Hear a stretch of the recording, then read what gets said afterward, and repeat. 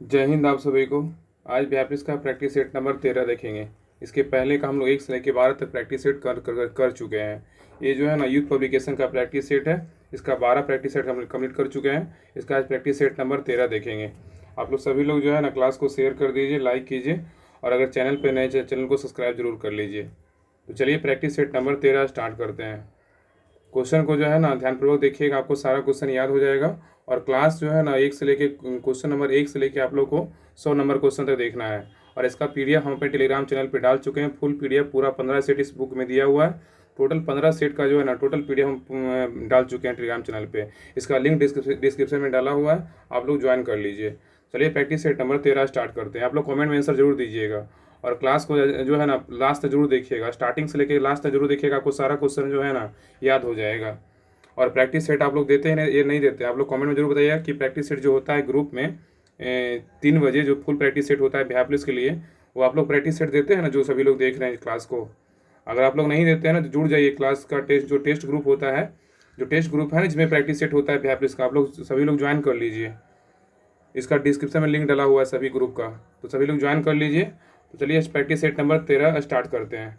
इसमें जो है ना इसमें भी मैथ, इंग्लिश और हिंदी सभी जो है ना इंपॉर्टेंट क्वेश्चन डाला हुआ है। बहुत लोग इसको ना डिमांड कर रहे हैं, बहुत लोग इसको पसंद करते हैं क्लास को।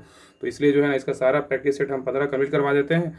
और जब ये खत्म हो जाएगा ना तो फिर इसके बाद जो है मार्केट में जो अच्छा बुक रहेगा प्रैक्टिस सेट, जिसमें डिस्कशन अच्छा रहेगा और बाकी क्वेश्चन का लेवल अच्छा रहेगा, तो उसको मार्केट से लाएंगे। फिर उसके बाद उसको स्टार्ट करेंगे। बाकी यूथ पब्लिकेशन का बहुत सारे मेरे पास प्रीवियस ईयर क्वेश्चन है, क्वेश्चन बैंक का बुक है, और प्रैक्टिस सेट तो करवा ही रहे हैं। और एक जगह है, एक क्वेश्चन बैंक और है जहाँ पे सिर्फ जो है ना वहाँ पे उस बुक में आपको चैप्टर वाइज दिया हुआ है, उसको भी हम लोग खत्म करवा देंगे आपको एग्जाम से पहले ही। तो आप लोग बने रहिए, ज़्यादा ज़्यादा सपोर्ट कीजिए, जल्दी से 3000 सब्सक्राइबर पूरा कर दीजिए, आप लोग से रिक्वेस्ट है। और इसके बाद जो है ना हम लोग हमेशा बेहतर करने की कोशिश करेंगे। तो चलिए प्रैक्टिस सेट नंबर 1 है, 13 है। 13 का क्वेश्चन नंबर 1 कह रहा है कि संविधान सभा के डैश 1946 के अंतर्गत भारतीय संविधान का निर्माण कब हुआ, बताइए। कह रहा है आप लोग क्वेश्चन को ध्यान पूर्वक देखिएगा, आपका सारा क्वेश्चन जो है ना याद हो जाएगा। क्वेश्चन नंबर 1 कह रहा है कि संविधान के किसके मतलब संविधान के डैश 1946 के अंतर्गत भारतीय संविधान का निर्माण हुआ। तो ए का राइट आंसर होगा, ऑप्शन नंबर याद रखिएगा ए। क्या है? Cabinet mission plan. Cabinet mission plan कह रहा है कि संविधान सभा के कैबिनेट मिशन प्लान 1946 के अंतर्गत भारतीय संविधान का क्या हुआ, तो निर्माण हुआ था, याद रखिएगा। आगे है क्वेश्चन नंबर ए 2 पे। क्वेश्चन नंबर 2 कह रहा है कि भारतीय संविधान के इनमें से किस अनुच्छेद में नए राज्यों के गठन, सीमाओं में फेरबदल इत्यादि से संबंधित वर्णन किया गया, बताइए। कह रहा है कि भारतीय संविधान के इनमें से किस अनुच्छेद में नए राज्यों के गठन, सीमाओं के फेरबदल इत्यादि से संबंधित वर्णन किया गया है। तो 2 का राइट आंसर होगा ऑप्शन नंबर डी। क्या अनुच्छेद 3 है? क्या अनुच्छेद 3? याद रखिएगा ना, अनुच्छेद में एक में क्या है, तो संघ और नाम राज्य क्षेत्र का वर्णन है, संघ राज्य क्षेत्र का वर्णन है। अनुच्छेद 2 में बोलेगा तो संसद विधि द्वारा संघ में नए राज्यों का प्रवेश या स्थापना है। अगर अनुच्छेद 3 का बात करें तो आपको पता अभी क्वेश्चन में था ना, अनुच्छेद 3 का बात करें नए राज्यों का गठन, राज्य की सीमाओं में परिवर्तन, किसी राज्य के नाम में परिवर्तन आदि, इस सब का वर्णन अनुच्छेद 3 में है। और अगर अनुच्छेद 10 का बात करें नागरिकता के अधिकारों का बना रहना, अनुच्छेद 10 में। ये सब पॉइंट जो है ना याद रखिएगा। आगे क्वेश्चन नंबर 3 कह रहा है कि भारतीय संविधान के अनुच्छेद 112 के तहत तैयार वार्षिक वित्तीय विवरण को क्या कहा जाता है, बताइए। कह रहा है कि भारतीय संविधान के अनुच्छेद 112 के तहत तैयार वार्षिक वित्तीय विवरण को क्या कहा जाता है। तो 3 का राइट आंसर होगा ऑप्शन नंबर सी, बजट कहा जाता है। क्या कहा जाता है? बजट कहा जाता है, याद रखिएगा। नेक्स्ट है, और याद रखिएगा ना कि अगर यहाँ पे बात करें स्वतंत्रता के बाद, अगर क्वेश्चन पूछेगा कि स्वतंत्रता के बाद देश का पहला बजट पहले वित्त मंत्री कौन थे, आर.के. शनमुखम सेठी के द्वारा जो है ना 26 नवंबर 1947 को पेश किया गया था, याद रखिएगा। आगे क्वेश्चन नंबर 4 का रहा है कि भारतीय संविधान के अंतर्गत वैधानिक सत्ता का अधिकार किसे प्राप्त हुआ, बताइए। कह रहा है कि भारतीय संविधान के अंतर्गत संवैधानिक सत्ता का अधिकार किसे प्राप्त है। तो 4 का राइट आंसर होगा ऑप्शन नंबर डी, संसद को। क्या है? संसद को प्राप्त है। क्वेश्चन नंबर 5 पे कह रहा है कि भारत में महाभियोग की प्रक्रिया किसके द्वारा डैश को उनके पद से नहीं हटाया जा सकता है, बताइए। कह रहा है कि भारत में महाभियोग की प्रक्रिया द्वारा किसको जो है ना उनके पद से नहीं हटाया जा सकता है। तो 5 का राइट आंसर होगा ऑप्शन नंबर डी। क्या है? प्रधानमंत्री। क्या है? प्रधानमंत्री। लेकिन मुख्य न्यायाधीश को हटा सकते हैं, जो है मुख्य चुनाव आयुक्त को और राष्ट्रपति को, लेकिन जो है ना प्रधानमंत्री को नहीं हटा सकते हैं। क्वेश्चन नंबर 6 पे। क्वेश्चन नंबर 6 कह रहा है कि भारत का उच्चतम न्यायालय किस दिन अस्तित्व में आया था, बताइए। कह रहा है कि भारत का उच्चतम न्यायालय किस दिन अस्तित्व में आया था। तो 6 का राइट आंसर होगा ऑप्शन नंबर बी, 28 जनवरी 1950 को आया था। कह रहा है कि भारत का उच्चतम न्यायालय किस दिन अस्तित्व में आया था, तो 28 जनवरी 1950 को आया था। नेक्स्ट है क्वेश्चन नंबर 7 कह रहा है कि नागालैंड की राजकीय भाषा क्या है, बताइए। नागालैंड की राजकीय भाषा क्या है, तो 7 का राइट आंसर होगा ऑप्शन नंबर ए, अंग्रेजी है। क्या है, अंग्रेजी। बहुत ईजी क्वेश्चन है और बहुत इंपॉर्टेंट क्वेश्चन है। आगे कह रहा है क्वेश्चन नंबर 8 कह रहा है कि किस भारतीय राज्य ने मलखंड को अपना राज्य खेल घोषित किया है, बताइए। किस भारतीय राज्य ने मलखंड को अपना राज्य खेल घोषित किया है, तो याद रखिएगा 8 का राइट आंसर होगा ऑप्शन नंबर ए, क्या है, मध्य प्रदेश। याद रखिए कौन है, मध्य प्रदेश। हरियाणा का बोलेगा तो राष्ट्रीय खेल क्या है, तो कुश्ती है। हरियाणा का बोलेगा तो क्या है, कुश्ती। याद रखिए बहुत फेमस है, कुश्ती है। अगर उत्तराखंड का बात करें तो फुटबॉल है। क्या है इसका, फुटबॉल है। याद रखिएगा उत्तराखंड की बात करें क्या होगा, फुटबॉल होगा। और उत्तर प्रदेश का बात करें क्या होगा, तो इसका हॉकी है। क्या है, हॉकी। ये सब पॉइंट ना याद रखिए, कभी भी एग्जाम में पूछ सकता है। आगे क्वेश्चन नंबर 9 पे क्वेश्चन नंबर 9 कह रहा है कि सूर्य के फोटोस्फीयर से उत्पन्न होने वाली ऊर्जा के संचित विस्फोटों को क्या कहते हैं। कह रहा है कि सूर्य के फोटोस्फीयर से उत्पन्न होने वाली ऊर्जा के संचित विस्फोटों को क्या कहते हैं, तो 9 का राइट आंसर होगा ऑप्शन नंबर बी, सौर प्रज्वल कहते हैं। क्या कहते हैं, सौर प्रज्वल कहते हैं। क्वेश्चन नंबर 10 नंबर क्वेश्चन कह रहा है कि पृथ्वी का बाह्यतम हिस्सा कौन है, बताइए। पृथ्वी का बाह्यतम हिस्सा कौन सा है, तो 10 का राइट आंसर होगा ऑप्शन नंबर ए, क्रस्ट है। क्या है, क्रस्ट है। याद रखिएगा पृथ्वी का जो बाह्यतम हिस्सा होता है क्रस्ट होता है। इसकी मोटाई महाद्वीपों व महासागरों के नीचे भिन्न भिन्न होता है। और महाद्वीपों के नीचे इसकी औसत मोटाई बोलेगा 30 किलोमीटर और महासागरों के नीचे लगभग 5 किलोमीटर है। और क्रस्ट को जो है ना दो भागों के ऊपरी क्रस्ट और निचली क्रस्ट में विभक्त किया गया है। इनके बीच घनत्व में समानता को कोनरोड असमता कहते हैं। ये सब याद रखिएगा। और क्रस्ट और मेंटल के बीच जो है ना सीमा को क्या कहते हैं, मोह असमता कहा जाता है। आगे क्वेश्चन नंबर 11 कह रहा है कि माउंट सेंट हेलेना द्वीप सक्रिय ज्वालामुखी स्थित है, बताइए कहाँ। माउंट सेंट हेलेना द्वीप सक्रिय ज्वालामुखी स्थित है कहाँ, किस देश में स्थित है, तो 11 का राइट आंसर होगा ऑप्शन नंबर सी, अमेरिका में स्थित है। संयुक्त राज्य अमेरिका में स्थित है। याद रखिएगा तो माउंट सेंट हेलेना द्वीप दक्षिणी अटलांटिक महासागर में स्थित है। याद रखिएगा जो संयुक्त राज्य अमेरिका के अधिकार क्षेत्र में आता है। इसी द्वीप पर नेपोलियन को अंग्रेजी ने कैद करके रखा था और यहीं पर 1821 ईस्वी में उसकी मृत्यु हो गई थी। और यह एक सक्रिय ज्वाला द्वीप है। वर्तमान में यह करीब जो है ना 400, यहाँ पे 4000 लोग क्या करते हैं, निवास करते हैं। आगे क्वेश्चन नंबर 12 पे कह रहा है कि पाकिस्तान में सिंधु नदी को किस उर्दू नाम से संबोधित किया जाता है, बताइए। कह रहा है कि पाकिस्तान में सिंधु नदी को किस उर्दू नाम से संबोधित किया जाता है, तो 12 का राइट आंसर होगा ऑप्शन नंबर सी, क्या है, दरिया ए सिंधु। क्या है, दरिया ए सिंधु। नेक्स्ट है कि हम्बनटोटा बंदरगाह किस देश में स्थित है, बताइए। हम्बनटोटा बंदरगाह किस देश में स्थित है, तो 13 का राइट आंसर होगा ऑप्शन नंबर बी, श्रीलंका में स्थित है। कहाँ है, श्रीलंका में स्थित है। नेक्स्ट है खासी गारो और जयंतिया पहाड़ियाँ स्थित है, बताइए कहाँ। खासी गारो और जयंतिया पहाड़ियाँ स्थित है कहाँ, तो 14 का राइट आंसर होगा ऑप्शन नंबर ए, क्या है, मेघालय में। बहुत लोग को लग रहा होगा सारा क्वेश्चन तुमको यादें है, इसमें बुक में तो सब इजी क्वेश्चन दिया हुआ है, लेकिन इजी क्वेश्चन नहीं है, इसमें मॉडरेट क्वेश्चन है। ये सोचिए ना कि हमको इजी क्वेश्चन जो है एग्जाम में बिल्कुल नहीं गलत करना। अगर आप एग्जाम में इजी क्वेश्चन गलत कीजिएगा ना तो आप पहले एग्जाम से बाहर हो जाइएगा। इसलिए इजी क्वेश्चन को 2 बार देखिए, 2 बार पढ़िए, तभी आपका जो है ना एक तरह से जो है ना माइंड पावर और ज़्यादा डेवलप होगा। क्योंकि हार्ड क्वेश्चन रहेगा ना, अगर आपसे नहीं बनेगा तो बहुत लोगों से नहीं बनेगा। लेकिन इजी क्वेश्चन आप गलत करते हैं ना, तो सभी का थोड़ी है कि सभी का लोग इजी का क्वेश्चन जो बनाए हैं वो गलत हो जाएगा। बिल्कुल नहीं होगा सभी का क्वेश्चन गलत। इसलिए इजी क्वेश्चन को ध्यानपूर्वक और देखिए, 2 बार देखिए रहे कि नहीं इसको गलती नहीं करना है। क्योंकि ये क्या होता है ना कि ओवर कॉन्फिडेंट वाले एग्जाम से ही बाहर होते हैं बहुत सारे लोग। आप देखिएगा किन्हीं को उठा के देखिए। आगे क्वेश्चन 15 कह रहा है कि डैश झील एशिया की सबसे बड़ी ताज़ा पानी की झीलों में से एक है, कौन सा है। 15 का राइट आंसर होगा ऑप्शन नंबर डी, क्या है, बुलर झील। बुलर झील एशिया की सबसे बड़ी ताज़ा पानी की झीलों में से एक है। तो क्वेश्चन पूछेगा एशिया की सबसे बड़ी ताज़ा पानी की झीलों में से एक झील कौन सा है, तो बुलर झील है। याद रखिए बुलर झील है, जो कहाँ स्थित है, जम्मू कश्मीर में स्थित है। याद रखिएगा बुलर झील एशिया की सबसे बड़ी ताज़ा पानी की झील है। यह जम्मू कश्मीर के जो है ना बांडीपोरा जिले में स्थित है और यह भारत में मीठे पानी की सबसे बड़ी झील है। इसकी लंबाई बोलेगा तो 16 किलोमीटर, चौड़ाई बोले 9.6 किलोमीटर है। याद रखिएगा। क्वेश्चन नंबर 16 कर रहा है कि गांधी सागर बांध किस राज्य में स्थित है, बताइए। गांधी सागर बांध किस राज्य में स्थित है, 16 का राइट आंसर होगा option number A, Madhya Pradesh में स्थित है। कहाँ है, मध्य प्रदेश में स्थित है। नेक्स्ट क्वेश्चन नंबर 17 कर रहा है कि भारत में श्वेत क्रांति का जनक किसे माना जाता है, बताइए। भारत में श्वेत क्रांति का जनक किसे माना जाता है, तो 17 का राइट आंसर होगा option number B, Verghese Kurien को मानते हैं। किसको मानते हैं, बर्गिज कुरियन को। क्वेश्चन नंबर 18 पे कह रहा है कि भारत के निम्नलिखित में से किस शहर का उपनाम सिटी ऑफ जॉय है, बताइए। कह रहा है कि भारत के निम्नलिखित में से किस शहर का उपनाम सिटी ऑफ जॉय है, तो 18 का राइट आंसर होगा ऑप्शन नंबर, याद रखिएगा 18 का ऑप्शन नंबर ए है, कोलकाता को। कह रहा है कि भारत के निम्नलिखित में से किस शहर का उपनाम जो है ना सिटी ऑफ जॉय है कोलकाता। नेक्स्ट है कि निम्नलिखित में से कौन सी मगध साम्राज्य की राजधानी थी, बताइए। सबको पता होगा कि मगध साम्राज्य की राजधानी कहाँ था। 19 का राइट आंसर होगा ऑप्शन नंबर बी, राजगिरी। इसका पुराना नाम क्या था, राजगिरी था, लेकिन अब क्या है, राजगीर है वर्तमान में इसका नाम। नेक्स्ट क्वेश्चन पे आइए। क्वेश्चन नंबर 20 कह रहा है कि अशोक के प्राचीनतम प्राप्त अभिलेख निम्न में से किस लिपि में लिखे गए हैं, बताइए। कह रहा है कि अशोक के प्राचीनतम प्राप्त अभिलेख निम्न में से किस लिपि में लिखे गए हैं। तो 20 का राइट आंसर होगा ऑप्शन नंबर सी, ब्राह्मी लिपि में लिखेंगे। किस लिपि में, ब्राह्मी लिपि में। नेक्स्ट है क्वेश्चन नंबर 21 कह रहा है कि चोल राजवंश के अंतिम शासक कौन थे, बताइए।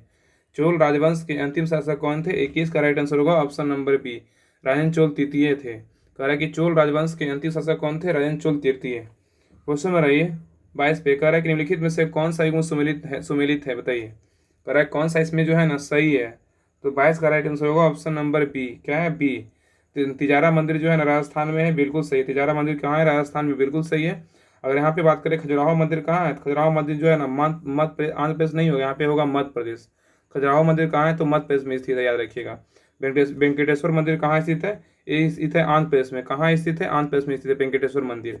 अगर लिंगराज मंदिर बोलेगा तो कहाँ स्थित है, ये स्थित है उड़ीसा में, याद रखिए। मध्य प्रदेश नहीं होगा, यहाँ पे उड़ीसा होगा। क्या होगा, उड़ीसा। आप लोग को पता होगा उड़ीसा में है।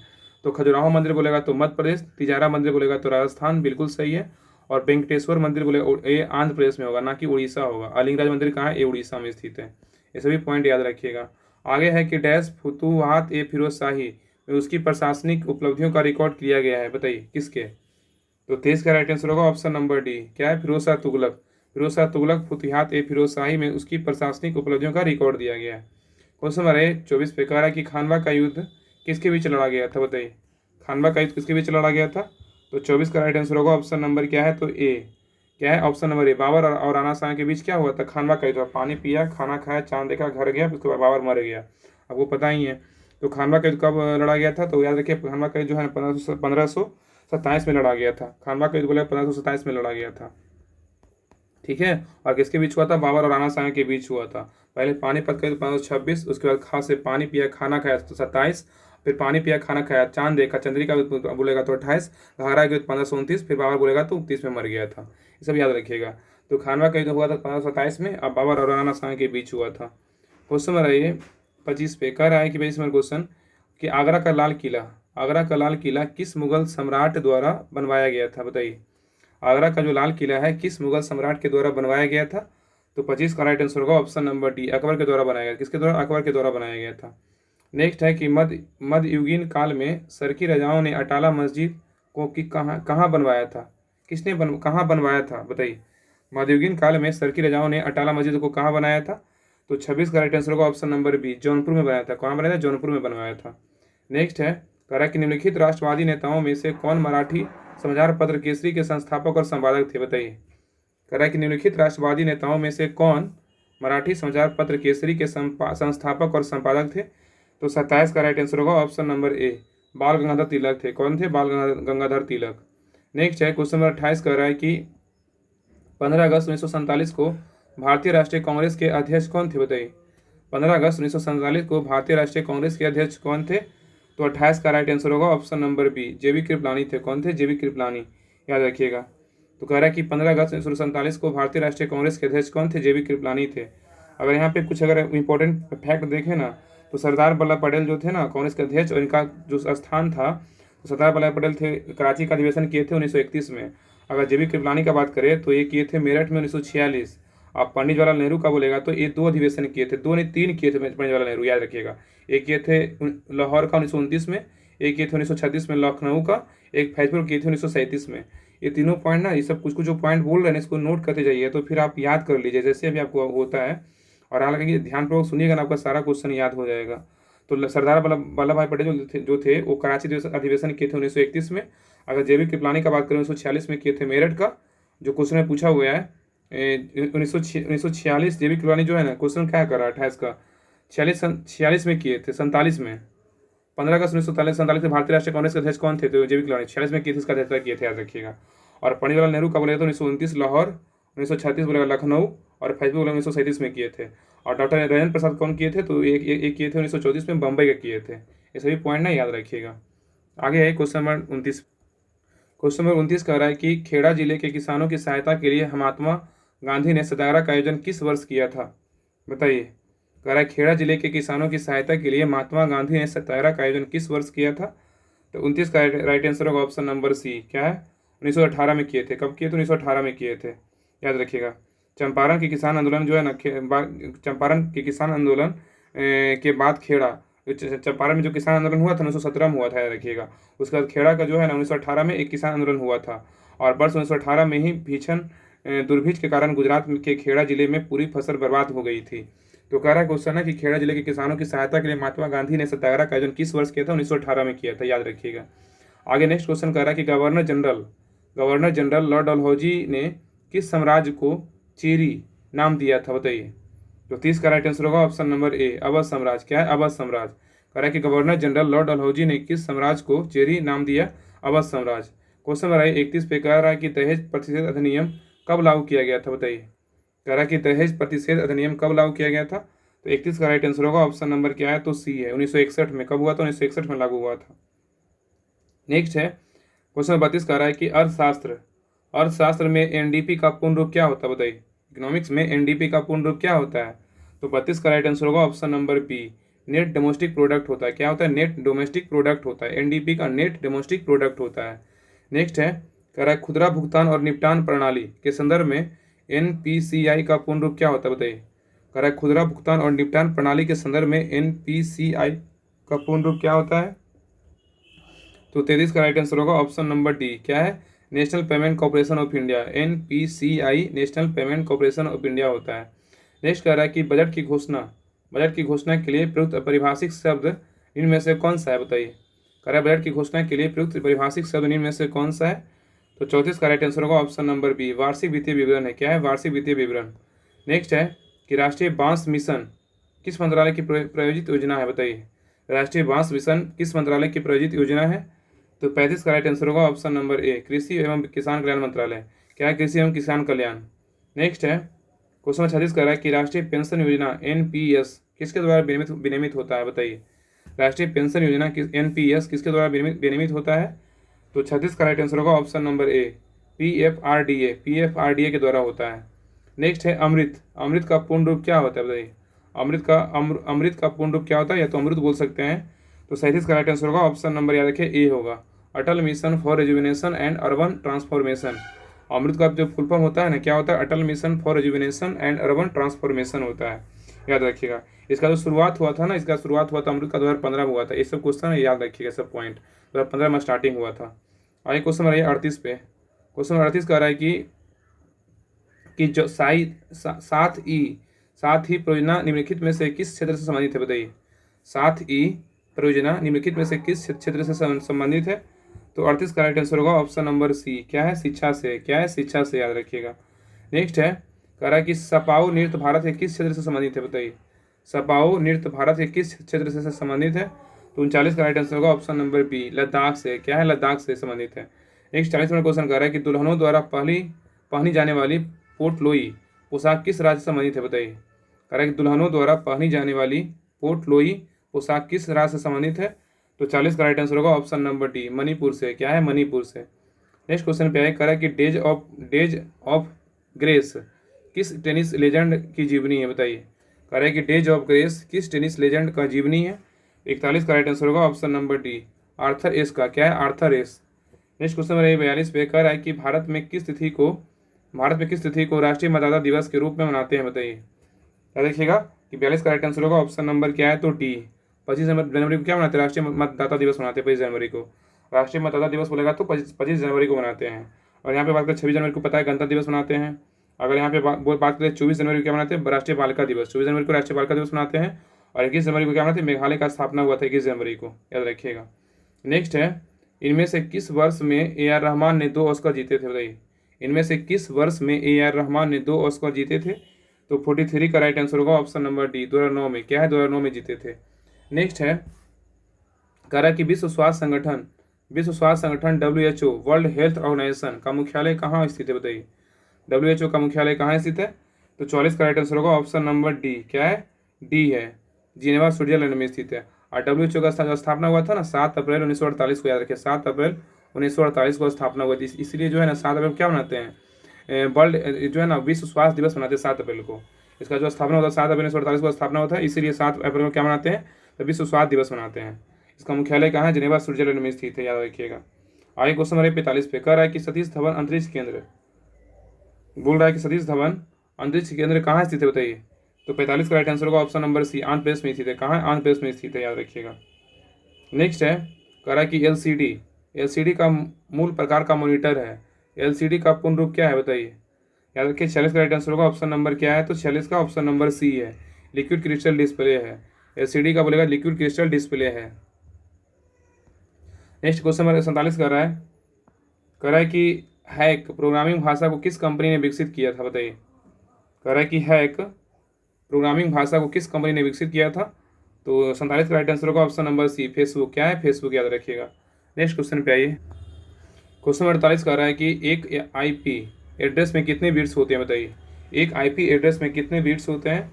तो 48 का राइट आंसर होगा ऑप्शन नंबर बी, 32 बिट्स होते हैं। कितने होते हैं? 32 बिट्स होते हैं। नेक्स्ट है, इंटरनेट में टीसीपी का पूर्ण रूप क्या है, बताइए। इंटरनेट में टीसीपी का पूर्ण रूप क्या है, पुराना रूप क्या है। 49 का राइट आंसर होगा option number D, transmission control protocol है। इंटरनेट में टीसीपी का पूर्ण रूप क्या है, टीसीपी का पूर्ण रूप क्या है, transmission control protocol, transmission control protocol है।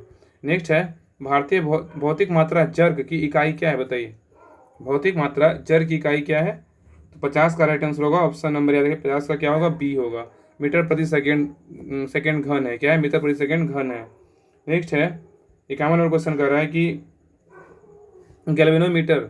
गैल्वेनोमीटर को किससे जोड़कर वोल्ट मीटर में परिवर्तित किया जा सकता है, बताइए। गैल्वेनोमीटर को किससे जोड़कर वोल्ट मीटर में परिवर्तित किया जा सकता है। 51 का राइट आंसर होगा ऑप्शन नंबर बी, श्रेणी में उच्च प्रतिरोध। क्या है? श्रेणी में उच्च प्रतिरोध। नेक्स्ट है, जड़ता क्या है, बताइए। जड़ता क्या है। तो 52 का राइट आंसर होगा ऑप्शन नंबर, याद रखिए क्या होगा, तो ए होगा, वर्तमान स्थिति में होने वाले परिवर्तन को आप प्रतिरोध करने की प्रवृत्ति है। तो जड़त्व या जड़ता क्या है, तो वर्तमान स्थिति में होने वाले परिवर्तन का प्रतिरोध करने वाले की प्रवृत्ति है। नेक्स्ट है, 53 नंबर कह रहा है कि सूर्य पृथ्वी को किस माध्यम द्वारा ऊष्मा लेता है, बताइए। कह रहा है कि सूर्य पृथ्वी को किस माध्यम द्वारा ऊष्मा देता है।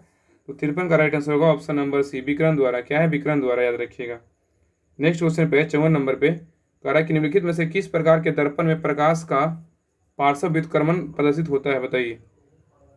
कह रहा है निम्नलिखित में से किस प्रकार के दर्पण में प्रकाश का पार्श्व व्युत्क्रमण प्रदर्शित होता है।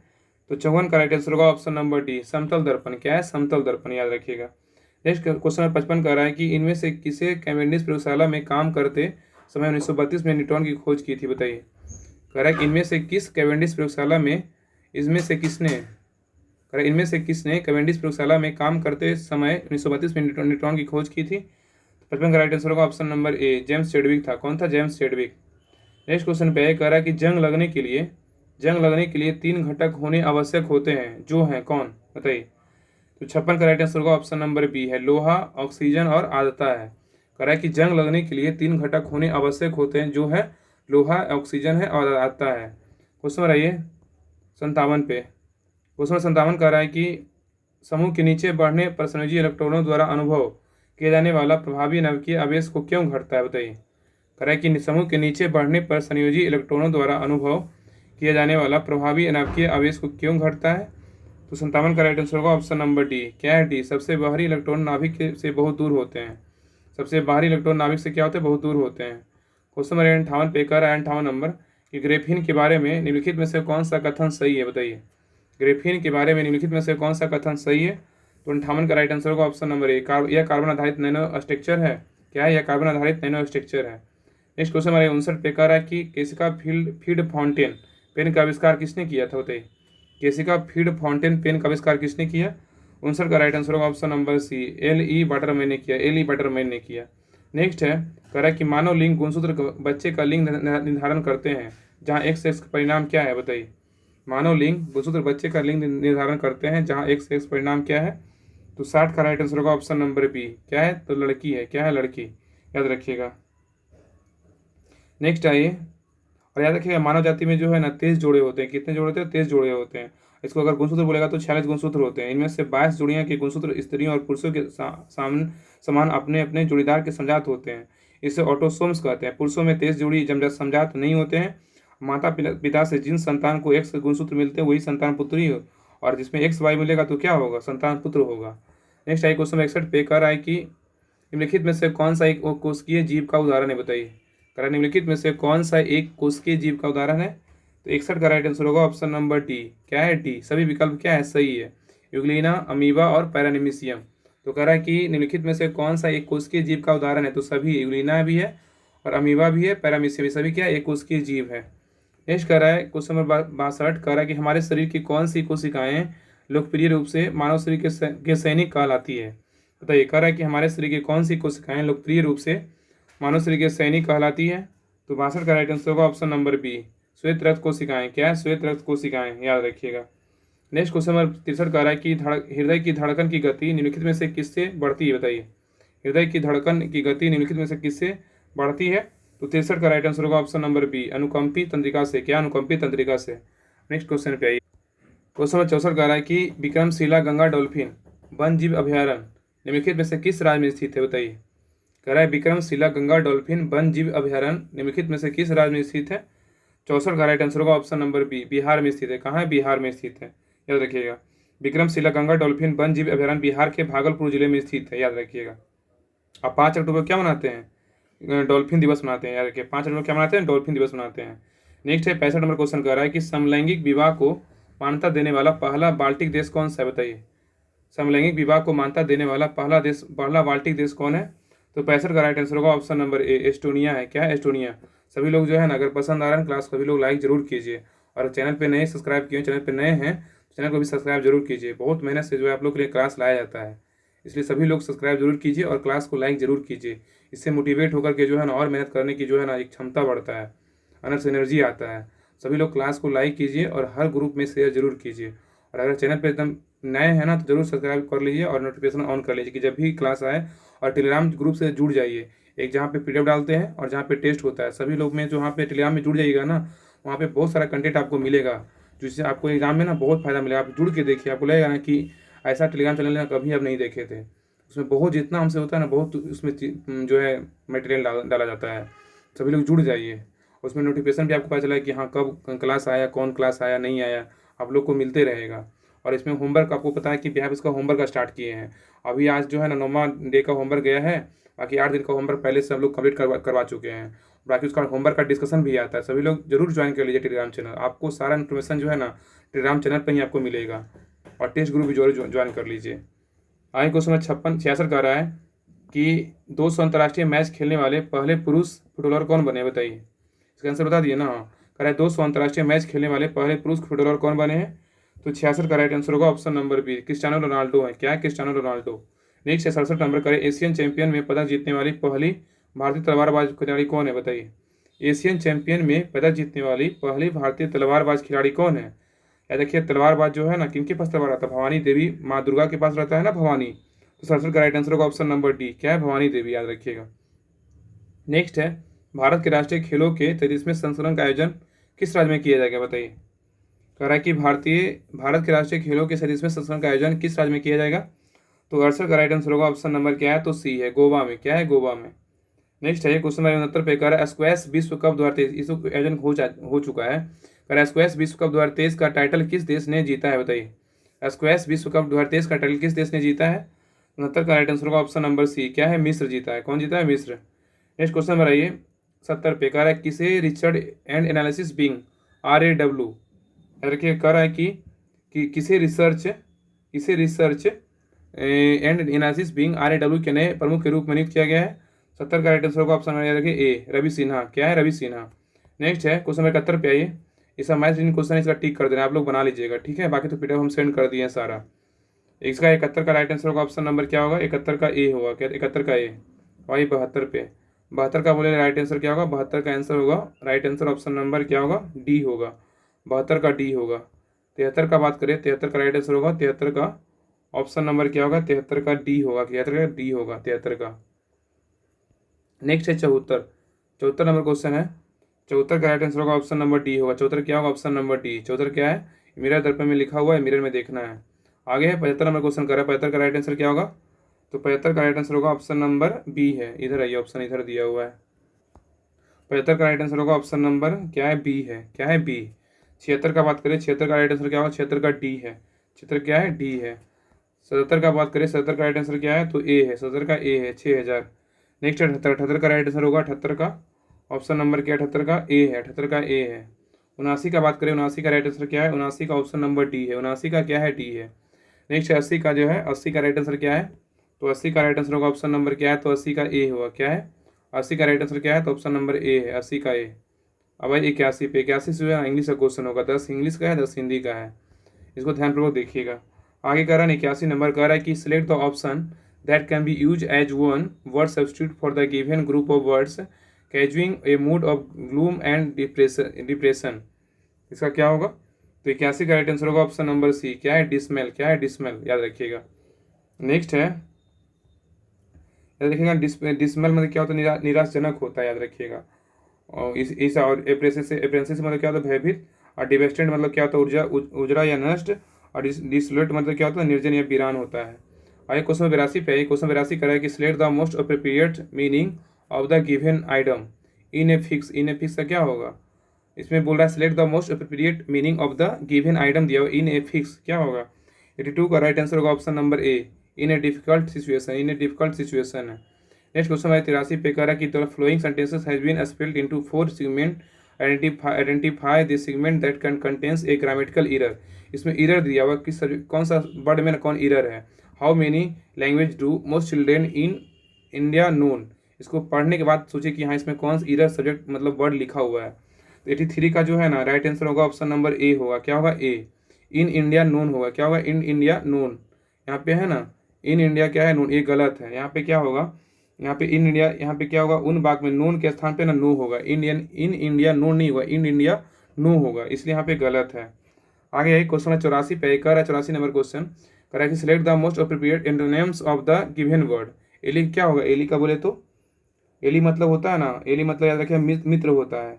और एनिमी मतलब क्या होता है? इसका उल्टा बोलेगा तो शत्रु होता है ना एनिमी मतलब। इसका याद रखिए। 84 का राइट आंसर होगा ऑप्शन नंबर सी होगा। एनिमी मतलब क्या होता है? दुश्मन होता है।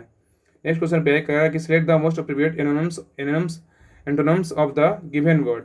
ओवरलुक लुक का क्या होगा? ओवरलुक का बोले तो ओवरलुक मतलब क्या होता है? अनदेखी करना। ठीक है, तो इसका क्या होगा? तो इसका नोट क्या होगा इसका 85 का? तो बोल रहा है antonyms of the given word, overlook का हो जाएगा।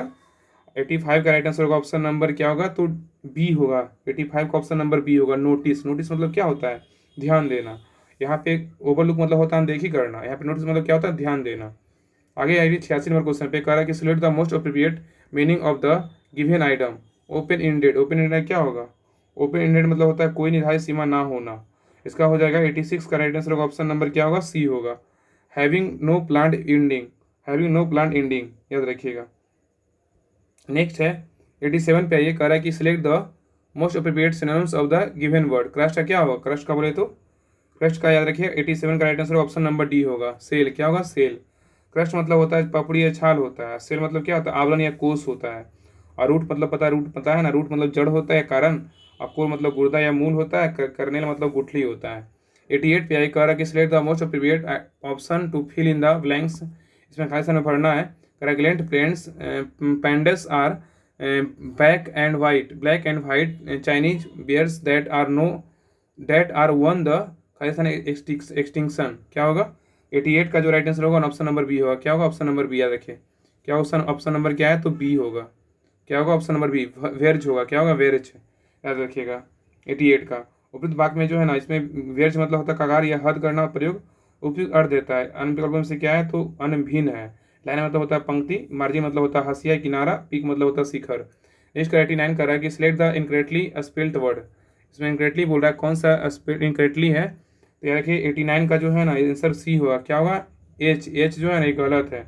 यहाँ पे क्या होगा ना 89 में, इसका 89 में क्या होगा? तो एच जो है ना यहाँ पे एच मतलब कि बदने बाक अशुद्ध है। ठीक है, इसमें Y A C H T होगा।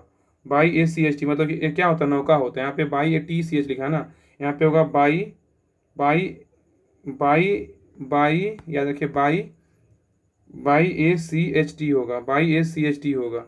Y A C H T A होगा, Y A T C H नहीं होगा, इसलिए गलत है। नेक्स्ट कर रहा है कि select the incorrectly spelled word, इसमें भी इनकरेक्टली वर्ड बोल रहा है, तो 90 का right answer option number D होगा। राइटिंग, रीटिंग जो है ना ये गलत लिखा हुआ है, ठीक है। 90 में जो है ना रीटिंग जो है क्या होता है, WRITING होता है ना, मतलब लेख होता है, यहाँ पे WRITING होगा, ये गलत लिखा हुआ है, WRITING होता है, इसलिए गलत है। 91 आइए, 91 नंबर क्वेश्चन कराई, अर्थात का विलोम क्या है बताइए। अब हिंदी क्वेश्चन है, कराई अर्थात का विलोम क्या है। 91 का राइट आंसर होगा ऑप्शन नंबर बी, आदर्श है। क्या है, आदर्श है। नेक्स्ट 92 नंबर क्वेश्चन कर रहा है कि पांडव शब्द में कैसा पढ़ते हैं बताइए, पांडव शब्द में कैसा पढ़ते हैं, तो 92 का राइट आंसर होगा ऑप्शन नंबर बी, तड़ित है। क्या तड़ित है, याद रखिएगा। नेक्स्ट कर रहा है कि 93 नंबर, यदि या के बाद ई या ई आए तो दोनों मिलकर ए हो जाते हैं, यह स्वर संधि कहलाती है। क्या कह रहा है, यदि या के बाद ई या ई आए तो दोनों मिलकर ए हो जाते हैं, यह स्वर संधि कहलाती है। तो 93 का राइट आंसर होगा ऑप्शन नंबर सी, गुण स्वर संधि, गुण स्वर संधि। नेक्स्ट 94 कह रहा है कि जानने की इच्छा रखने वाला के लिए एक शब्द बताइए, जानने की इच्छा रखने वाला के लिए एक शब्द बताइए। 94 का राइट आंसर होगा ऑप्शन नंबर बी, जिज्ञासु। जानने क्या होगा, जिज्ञासु होगा। 95 नंबर क्वेश्चन कह रहा है कि कृति का अर्थ रचना होता है, परंतु इसके समरूपी शब्दी कृति का अर्थ क्या होगा। 95 नंबर क्वेश्चन कह रहा है कृति का अर्थ रचना होता है, परंतु इसके समरूपी शब्द कृति का अर्थ क्या होगा। तो 95 का राइट आंसर होगा ऑप्शन नंबर ए, रचनाकार। क्या होगा, रचनाकार। नेक्स्ट 96 नंबर क्वेश्चन कर रहा है कि अली अली शब्द का युग्म सही अर्थ क्या होगा। अली अली शब्द युग्म का सही अर्थ क्या होगा। तो 96 का राइट आंसर होगा ऑप्शन नंबर बी, क्या है, भौरा सखी। क्या है, भौरा सखी। अली अली का बोलेगा तो भौरा सखी, अंश अंश का बोलेगा हिंसा कंध, और दमन दामन का बोलेगा दबाना, पहाड़ी के नीचे का भाग, और दर्शन दर्शन का बोलेगा नाश देखना। ठीक है, आगे है 97 नंबर कह रहा है चंचरीक शब्द का अर्थ क्या है। चंचरीक शब्द का बोलेगा तो 97 का राइट आंसर होगा ऑप्शन नंबर ए, क्या है, भौरा है। क्या है, भौरा। नेक्स्ट है 98 नंबर कार्य निम्न में से कौन सा शब्द अनेकार्थ है बताइए, कौन सा शब्द अनेकार्थ है। तो 98 का राइट आंसर होगा ऑप्शन नंबर डी, क्या अर्थ। क्या अर्थ, क्या अनेकार्थ है, याद रखिएगा। नेक्स्ट 99 नंबर क्वेश्चन कर रहा है कि विप्र शब्द का समानार्थी क्या है। विप्र शब्द का समानार्थी क्या है। तो 99 का राइट आंसर होगा ऑप्शन नंबर सी, ब्राह्मण है। क्या है, ब्राह्मण। लास्ट क्वेश्चन पे है कह रहा है कि निम्नलिखित में से एक समुद्र का प्रवाची शब्द नहीं है बताइए। निम्नलिखित में से एक समुद्र का प्रवाची शब्द नहीं है, इसमें जो है ना एक समुद्र का प्रवाची शब्द नहीं है, इस ऑप्शन में छाटना है, बताइए। तो 100 का राइट आंसर होगा ऑप्शन नंबर डी, क्या है, जलाधीप। जलाधीप नहीं है, लेकिन जलाधि, जलधाम और जलनिधि ये सब क्या है, समुद्र का प्रवाची शब्द है। जबकि क्या है, तो जलाधीप जो है ना वैदिक देवता वरुण का प्रवाची है। जलाधीप जो है ना वैदिक देवता किसका है, वरुण का प्रवाची है। लेकिन जलाधि, जलधाम और जलनिधि ये सब क्या है, समुद्र का प्रवाची है। तो ये सेट नंबर था 13। इसमें जो है ना टोटल अब 2 सेट बच गया, 14 और 15 है। वो दोनों सेट कंप्लीट करवा करके न्यू बुक जो है एक पब्लिकेशन का चैप्टर वाइज दिया है उसको भी कंप्लीट करवा देते हैं। और बाकी नेक्स्ट जो है ना न्यू बुक आया है जो मार्केट में, उसका जो बेहतर बुक है उससे हम प्रैक्टिस करवाएंगे। तो आज के लिए यहीं रहने देते हैं। सभी लोग क्लास को शेयर कीजिए, लाइक कीजिए, हर ग्रुप में शेयर कीजिए, और चैनल पे नए हैं, चैनल को सब्सक्राइब जरूर कीजिए, क्योंकि आप लोग के लिए मेहनत के लिए जो है ना आप लोग के लिए मेहनत किया जाता है कि हर क्लास को आप लोग के लिए लाया जाता है कि आप लोग क्लास का देखिए और आप ज़्यादा से ज़्यादा जो है ना GK GS मजबूत कीजिए। तो आज के लिए यहीं रहने देते हैं, तब तक के लिए आप लोग को जय हिंद।